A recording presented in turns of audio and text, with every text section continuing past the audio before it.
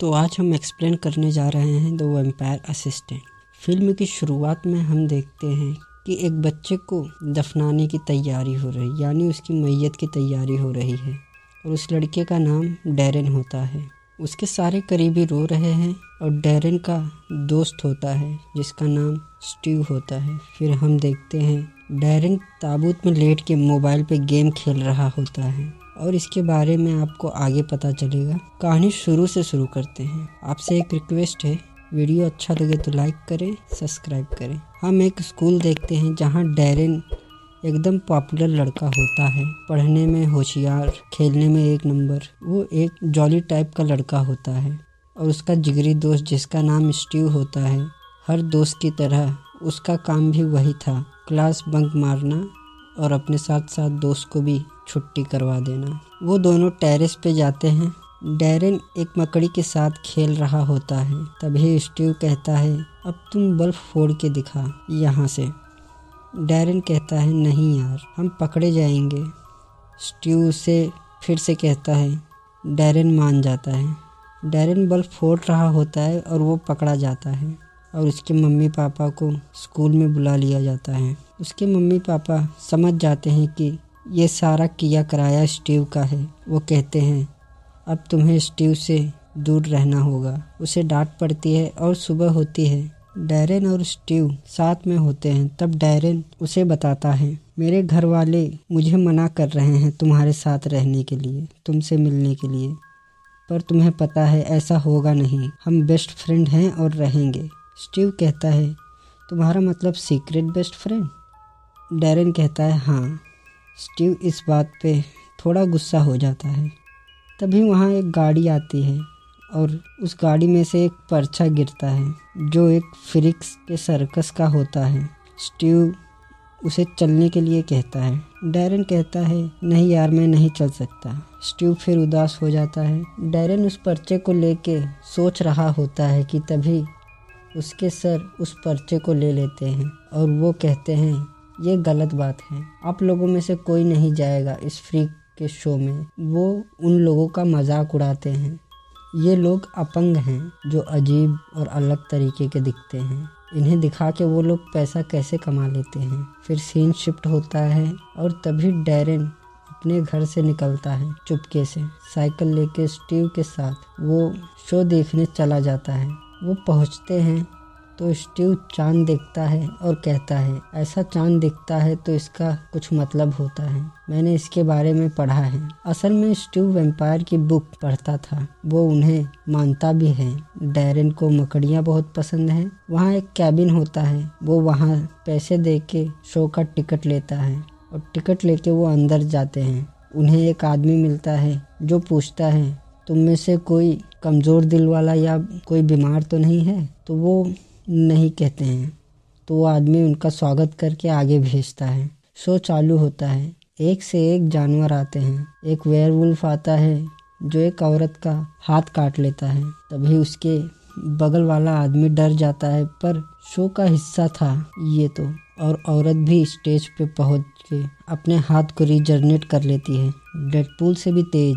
फिर आने लगते हैं अजीबोगरीब आदमियों की टोली। फिर एंट्री होती है क्रिस्पी की, जो एक वैम्पायर होता है। वो आके अपना इंट्रो देता है और कहता है, आज मेरी मकड़ी खो गई है और वो बहुत जहरीली है। फिर वो अपना जादू दिखाना शुरू करता है। तभी वो मकड़ी उसी के पास होती है, पर वो मकड़ी एक बांसुरी से काबू में आती है। फिर स्टीव कहता है, मैं तो इन्हें जानता हूँ, मैंने इनकी किताब पढ़ी है, ये एक वैम्पायर हैं। तभी वो मकड़ी डैरेन के ऊपर आ जाती है। डैरेन को मकड़ियाँ पसंद होती हैं, इसीलिए वो डरता नहीं है मकड़ी से और मकड़ी भी उससे कुछ नहीं करती। डैरेन मकड़ी की आंखों में खो जाता है। तभी क्रिस्पी कहता है, ये मुझे दे दो, मकड़ी मेरी है, और उसे पिंजरे में डाल देता है और उन दोनों को कहता है, वैम्पायर नहीं होते, अगर होते भी तो वो जो जान जाता है वैम्पायर होते हैं वो उन्हें मार देते हैं। क्रिस्पी उन्हें डराने की कोशिश करता है। तभी वहाँ उसकी टीचर पुलिस लेके पहुँच जाता है। डैरेन और स्टीव अपने टीचर से बचने के लिए भागते हैं और डैरेन एक कमरे में चला जाता है, जो कमरा क्रिस्पी और ऑक्टा का होता है। ऑक्टा यानी वो मकड़ी का। वो देखता है वहाँ एक ताबूत होता है और एक पिंजरा भी होता है जिसमें ओक्टा रहती है। तभी उसे क्रिस्पी की आवाज़ सुनाई देती है। वो मकड़ी लेके छिप जाता है। तभी क्रिस्पी के साथ एक आदमी और आता है। वो लोग बातें करते हैं और कहता है हमारे साथी को किसी ने मार दिया। असल में वो आदमी भी वैम्पायर ही होता है और उसका साथी कहता है वैम्पनीज हमारे पीछे पड़े हैं, वो हमारा शिकार कर रहे हैं, वो हमें मार डालेंगे। और वो किसी टाइनी के बारे में बात करते हैं। वो कहता है वो लौट आया है, वो फिर से जंग चाहता है और सबको मार डालेगा। मुझे लगता है वैम्पनीज और टाइनी दोनों मिले हुए हैं। हम अपनी दोस्त की मौत का बदला वैम्पनीज को मार के लेंगे। क्रिस्पी कहता है नहीं, मुझे और नहीं लड़ना है। तभी वहाँ स्टीव आ जाता है। वो कहता है मुझे पता है तुम कौन हो। क्रिस्पी कहता है मैंने तुम्हें धमकी दिया था ना, तो तुम वापस क्यों आए। स्टीव कहता है मुझे वैम्पायर बना दो बस। क्रिस्पी कहता है अगर तुम वैम्पायर बने तो तुम्हें अपने दोस्तों और परिवार को छोड़ना होगा, ये बहुत बुरा लगता है।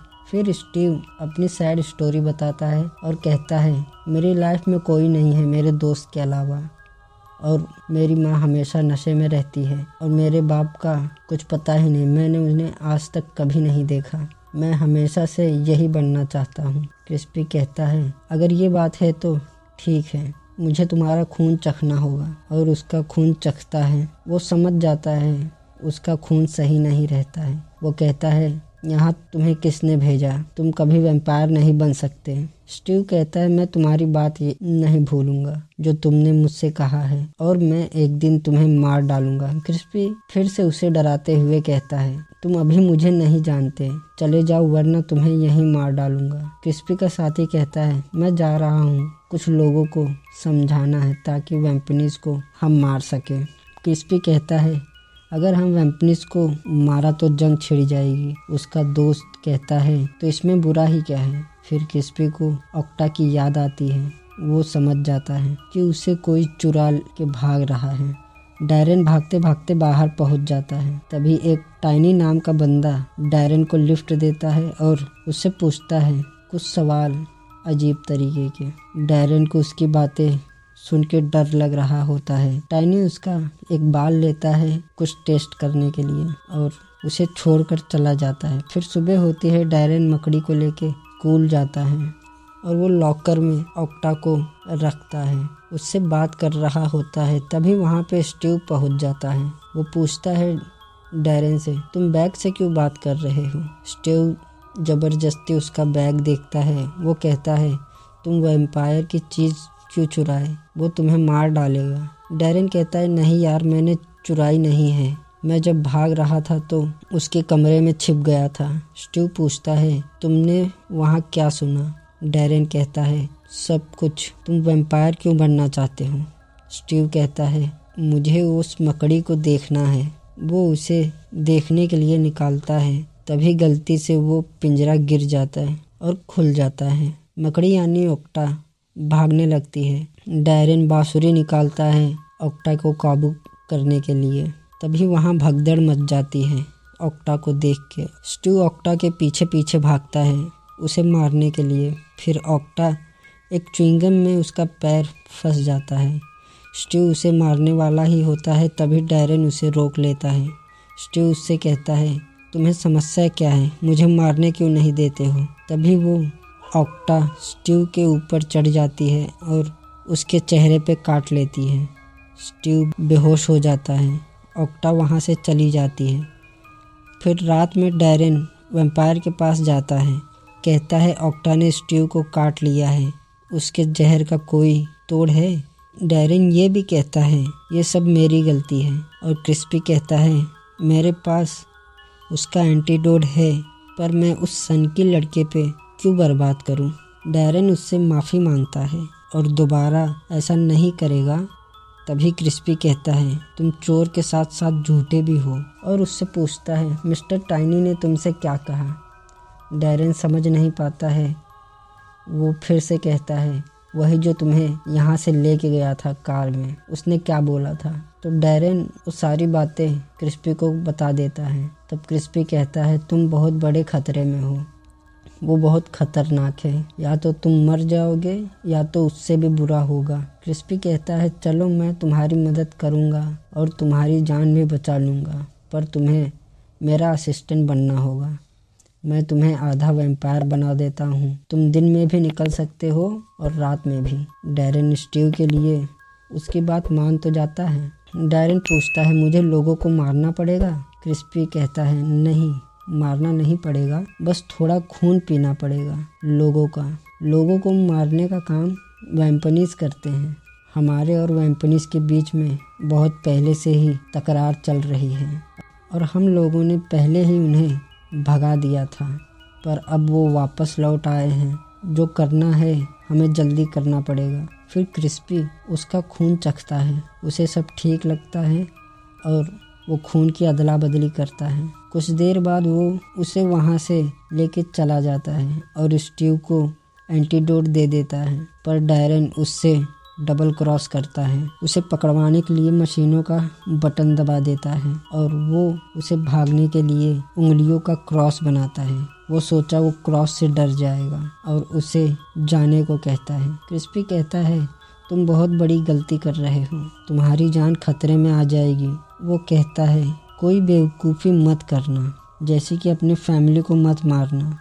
फिर स्टीव भी ठीक हो जाता है और डैरेन को भी उसकी ताकतें मिलने लगती हैं। वो गलती से अपनी पावर स्टीव के सामने यूज़ कर लेता था और उसकी भूख बढ़ गई थी। डैरेन अपनी बहन को मारने जा रहा होता है, पर वो अपने आप को संभाल लेता है और वो अपने कमरे में जाता है, पर वहाँ पहले से ही क्रिस्पी पहुँचा रहता है।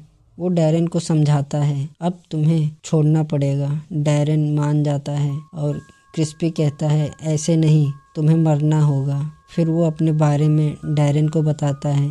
क्रिस्पी डैरेन को एक दवाई देता है पीने के लिए, फिर उसकी गर्दन तोड़ के उसको छत से नीचे गिरा देता है। फिर अगले सीन में हम डैरेन का फ्यूनरल देखते हैं। स्टीव उसके पास जाता है, उसके हाथ में एक फ़ोन रखता है। तभी वो डैरेन का नाखून देखता है।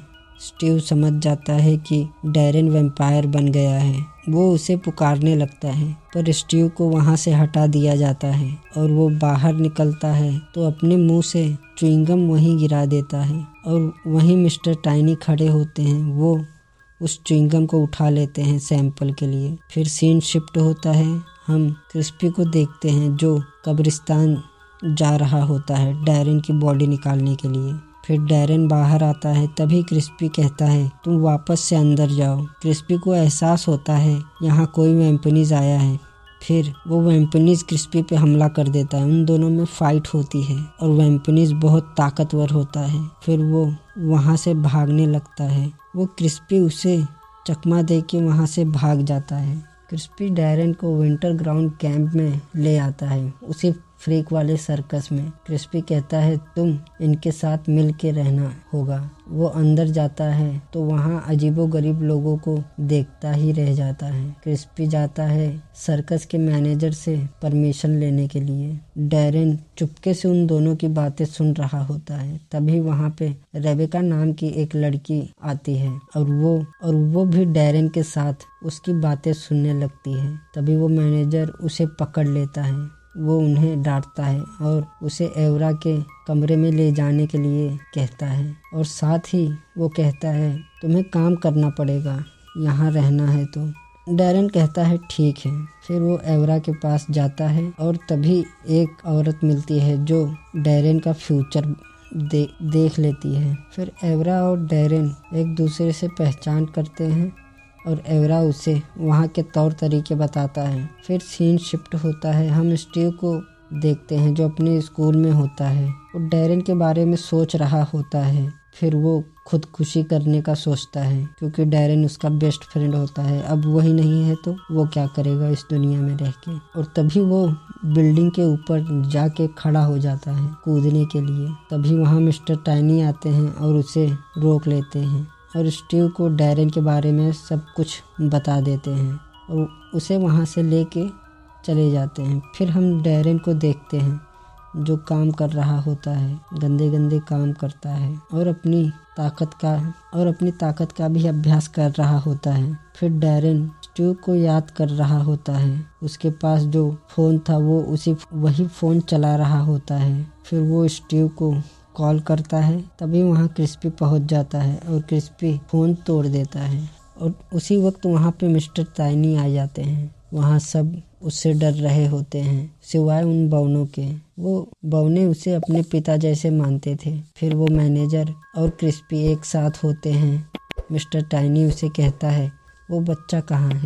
मिस्टर टाइनी उसे वैम्पनीज बनाना चाहते हैं, डैरेन को, और क्रिस्पी ये नहीं चाहता। टाइनी कहता है बहुत जल्द ही तबाही आने वाली है और कोई नया लीडर आएगा, नौजवान जिसका खून नया होगा, जो खून का प्यासा होगा, यही डेस्टिनी है। पर मैनेजर मना कर देता है और टाइनी जाने लगता है। तभी वो अपने बौनों से कहता है डैरेन पे नज़र रखने के लिए। उसके बाद से वो डैरेन के पीछे ही पड़ जाते हैं। फिर वो रेबेका से बात करने लगता है। रेबेका उसे अपना सच बता देती है कि वो एक मंकी गर्ल है, क्योंकि डैरेन रेबेका को पसंद करने लगता है। फिर क्रिस्पी उसे बचाव तकनीक सिखाता है और दूसरी तरफ स्टीव वैम्पनीज बन रहा होता है और उसे अपने जैसा बना देते हैं। फिर स्टीव को अपने टीचर को मारने के लिए उसके घर भेज दिया जाता है और वो अपने टीचर को मार भी देता है।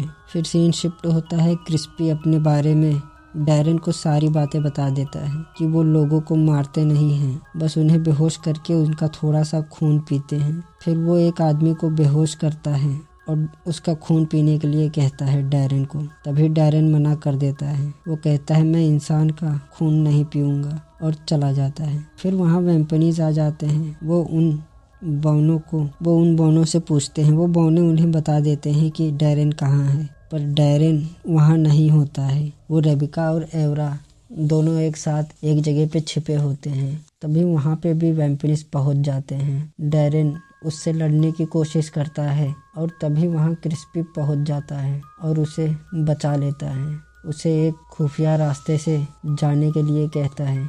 वहाँ एक वेयरवुल्फ भी होता है, वो उन्हें मारता है। तभी सारे फ्रीक एक होके उन्हें मारने की धमकी देते हैं। तभी वो वहाँ से भाग जाते हैं और जाते जाते रेबेका को लेके चले जाते हैं। और क्रिस्पी डैरेन को आराम करने के लिए कहता है, पर डैरेन नहीं करता।